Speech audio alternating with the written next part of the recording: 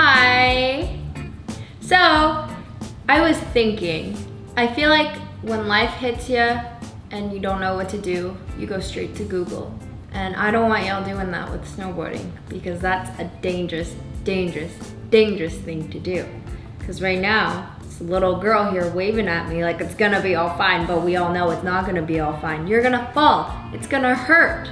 You might get the wrong gear. You don't know what's gonna happen. So here I am on WikiHow, telling y'all what not to do. I wanna look up snowboard myths. That could be fun. This is funny. Okay, so it's what not to do as a snowboarder. Gape or gap. These pictures are so funny. Okay, so basically a gape or gap is the space between your helmet and like your goggles.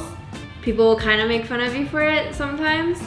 But the other thing with having a gap is your head gets cold because all the wind just hits you dead in the forehead and like you're gonna get a brain freeze. So definitely stray away from that. Put your goggles on the correct way.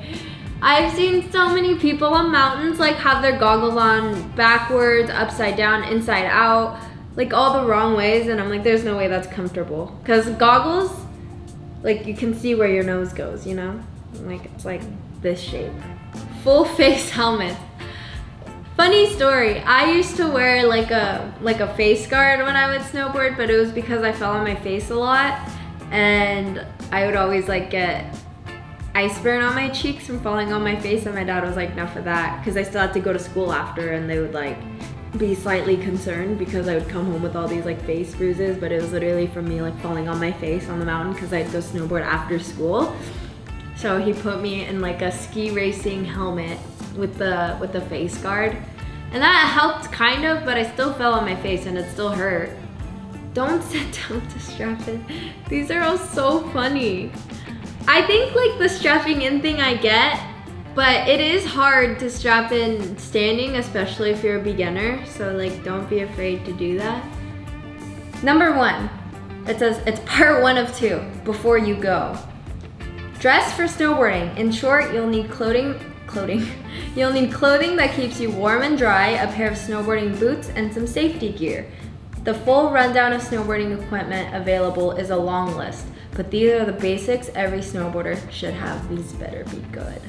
A snowboard leash to prevent runaway boards. All right, so this thing is like kind of, there's a big thing about it. One, because like, it's nice to have a snowboard leash, but at the same time, like, do you really need them? Not really, unless you're unstrapping at the top of a hill and you don't trust yourself enough to like not lose your snowboard. But I don't even think you can carry your snowboard while you have the leash on. I mean, maybe you can, but I don't know. Snow pants or a snow bib, which is basically a pair of snow overalls. Yes, but you don't have to have those things. You can also just go in jeans if it's warm. A snow coat, not too loosely fit. I mean, all my jackets are pretty loose fitting, so I don't know what you're talking about. But I guess like don't wear a jacket that goes all the way down to your ankles, but I feel like anyone would know that. Snowboarding boots, which are specially designed to strap easily into the snowboard. Yes, very good. Number 2, check everything for fit. In particular, wear your helmet and boots properly. The helmet shouldn't move around on your head or ride low on your eyes. It should be snug but not too tight. As you can see here, this little girl is doing an amazing demonstration of how to put a helmet on. I have a lash in my eye. Boots should be tight but comfortable. When you wear a pair of new boots, they're gonna be tight and uncomfortable. Just remember that, and then you break them in. If your boots are too big, you can end up over tightening them. Okay, this is why people freak out, because there are so many little things here that like aren't even like a problem. Like you just know. And if you're uncomfortable, then like at least you're having fun on the mountain. Regular stance, left leg is forward. Goofy stance, right leg is forward. I'm goofy. Hey, what's up? Okay, so the way to like find your stance, this is how people do it, is they have you facing forward and then they push you, and then the direction you end up trying to land is like what you are. I don't know if that made any sense. Oh, that's interesting. It says think about which leg you use first when putting your pants on. I feel like I use both. Helmet should always be worn no matter how skillful you are at snowboarding. I kind of agree with that, but I also feel like if you want to be a wild boy, gal, then If you don't wear a helmet, you know that there's a high chance of you breaking your head. Wow, this guy. Warm hat, warm jacket, gaiters, scarf, layers of clothing, thermal underwear, snowboard pants, thermal socks. You definitely want to wear the proper clothes, but it's like you don't need to wear a thick jacket and like big pants when it's 50 degrees up there. Like, you're gonna be hot. When it's warm, I just wear a long sleeve and some pants, like snowboard pants. Okay, so this says to consider getting a stomp pad. I think stomp pads are great if you're a beginner. Also, because when you snowboard for the first time, you're going on a chairlift most of the time and you go one-footed on a chairlift. And that's like probably the hardest thing to do on a snowboard, especially if you're just cruising. Like, snowboarding one foot strapped in is pretty difficult. So if you don't trust yourself with your foot, like staying in place when you're one-footed, then I'd highly recommend getting a stomp pad, especially if you're beginner. This Reddit thread, advice for new and not so new snowboarders. Board length is sized by rider's weight, not by height. I don't know how true that is. I don't know, I'm like 125 to 130, but I'm on a 149. But what if you're smaller, then your board is gonna be way up here. I don't know if that's true. Good socks, very true, especially if your feet get wet and they start rubbing on your boot. You could get like blisters, not blisters, but I don't know, it's like a skin irritation and that's really annoying. So like definitely get some good socks. You don't want to be wearing your gym socks up there on the slopes. Someone's username on Reddit is splitboard jerkface. That's rad. But he says, my advice, I'm not going to the Olympics and neither are you. You know, how do you know that? What if this person wants to go to the Olympics? You don't know that. But he says we both can point to someone better than us. Have fun, treat people well, give folks some room, slow down, and wait for a crowd to go past instead of trying to rip through them or cut a line way outside of them.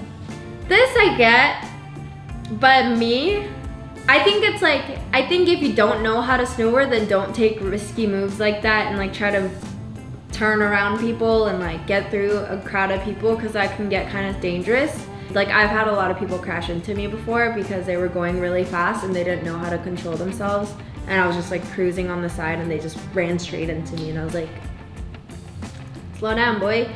But at the end of the day, guys, snowboarding is fun. Like, go out there, have fun, go with friends, go with family, have a good time. I feel like when I'm in the mountains, I feel so calm and like happy. So if you need a getaway, I highly recommend going to the mountains, and Mammoth has some great snow pretty early in the season, so go do it, have some fun. At the end of the day, I feel like snowboarding, there's all these tips and tricks online, but you kind of have to figure out what works for you. Like, that's what I like so much about snowboarding. Everyone rides so differently that you can't just limit yourself to what people are recommending. It's like you have to get out there and find your own style and find your own groove. I've never used that word before, but here I am using it, groove.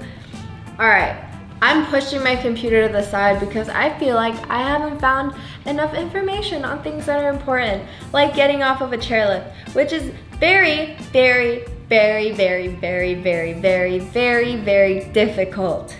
My first time getting on a chairlift, I fell off of it. I don't know how, the lift was going really fast, I didn't sit at the right time, and I went flying, and I hurt myself, and I knocked the wind out of myself. Just remember that people will slow the lift down for you, so make sure to wave and be like, I don't know what I'm doing, slow it down for me. Yes, people might be kind of annoyed, but at the end of the day, if you fall off the chairlift, they have to stop the lift. So I think people would rather wait a few more seconds than have to come to a complete halt, and you have people fishing you out of the snow. I've been there before. Thank you guys so much for watching. Make sure to like and subscribe and turn on the post notifications, because I know sometimes y'all can't see these. But make sure, if you guys do end up going snowboarding, have so much fun, be safe, be aware of your surroundings. Anyways, we'll see you guys next week. Bye!